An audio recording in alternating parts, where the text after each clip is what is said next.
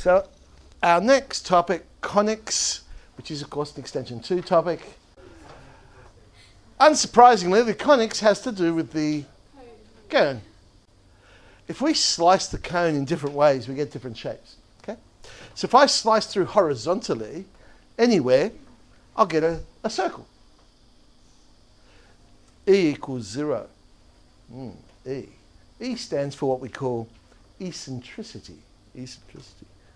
Now, if instead of slicing horizontally, I slice it at an angle, but I don't go through the base, I go through either side, if you like, of the cone, instead of getting a circle, now we're getting an ellipse. So that's where we slice somewhere between horizontal and parallel to the edge. Eccentricity for that one would be between 0 and 1. Now, if we slice parallel to the opposite edge, then we get a parabola. That's our parabola. And that's where the eccentricity is equal to 1. And then, if we keep rotating, and so we go from parallel, then we get hyperbola. But only one branch of the hyperbola. Sometimes you actually see a double cone drawn, so one where upside down. And so if you continue that same slice through to the other cone, you get both branches of the hyperbola. And theoretically, if you could keep going around and around until again it becomes parallel to the opposite side, and then you get back to a parabola again, and then you keep going, and you get an ellipse again, and then you come back horizontal again, and you get a circle. So that's basically how we get the different shapes out of our cone. The basic definition is this, and we've seen it before, only slightly different.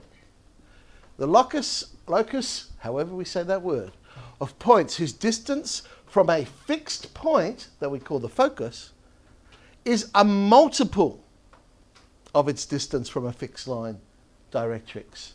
And that multiple is that word again, eccentricity. Now, when we looked at it before, we simply said its distance was equal to its distance. That's because the eccentricity of the parabola was 1. And so the distances were equal. Other than that, the definition is exactly the same. So, all right, here we go. There's our random point. So distance to the focus. And there's distance to the directrix. You'll notice this particular point is closer to the focus than it is the directrix. That'll end up giving us an ellipse if we were to plot all the possible points. Okay? So on the ellipse, points are closer to the focus than it is the directrix. Whereas hyperbola, closer to the directrix than it is the focus. And there's our hyperbola. So you'll notice, both of my diagrams there I've drawn centered at the origin. You'll notice with the ellipse, the directrices are on the, how shall I explain it, the right-hand side of the focus. Whereas in the hyperbola, it's on the left-hand side, so it's closer to the y-axis. So basically, there's our definition. Distance to focus is equal to the eccentricity times the distance to the directrix. Or that ratio, eccentricity, is PS over PN.